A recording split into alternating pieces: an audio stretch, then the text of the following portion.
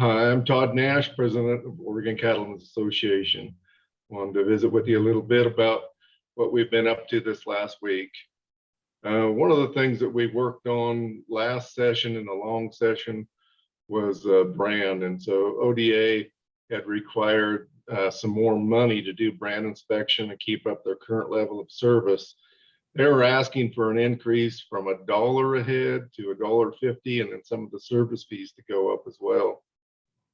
We engaged in that, Roger Huffman and I, and we got that at $1.35. And but ODA has given us the courtesy of any time there is an actual increase that they come to us. They go to dairy. They want a consensus from us on moving that dollar amount up. And so they have the authority to do that. They don't necessarily need to come to us, but they do in good partnership and good faith. And so this last week, and we've been talking about this for a long time, we agreed to move that to $1.15. And the reason being is inflation. You guys see what's going on. They have to deal with COLA increase and cost of living increases for their employees.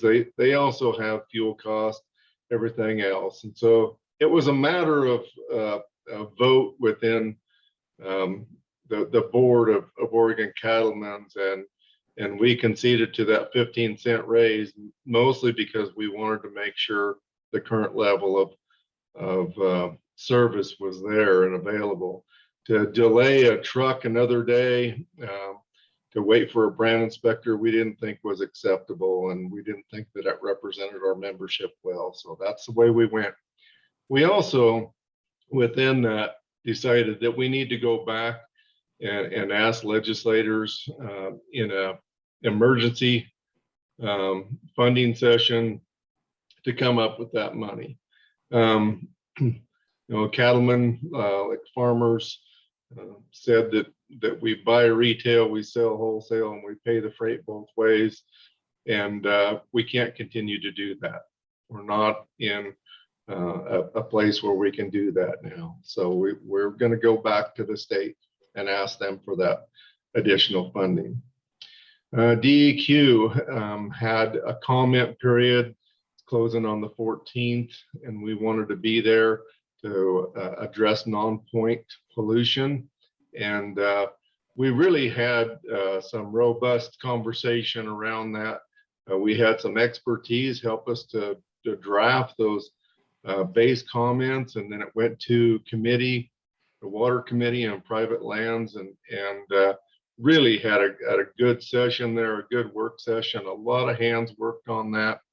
And Sarah Liliafelt from the Water Committee and others, and I won't mention them all, but we have some volunteers that aren't even a part of the association that just like us. They want to help out, and this volunteer organization with a staff of 2 gets a tremendous amount of work done with all that volunteer expertise and support. The last thing that we kind of worked on this last week was Senator Merkley reached out to us, and he wanted to know if the meat packers were playing fair with us.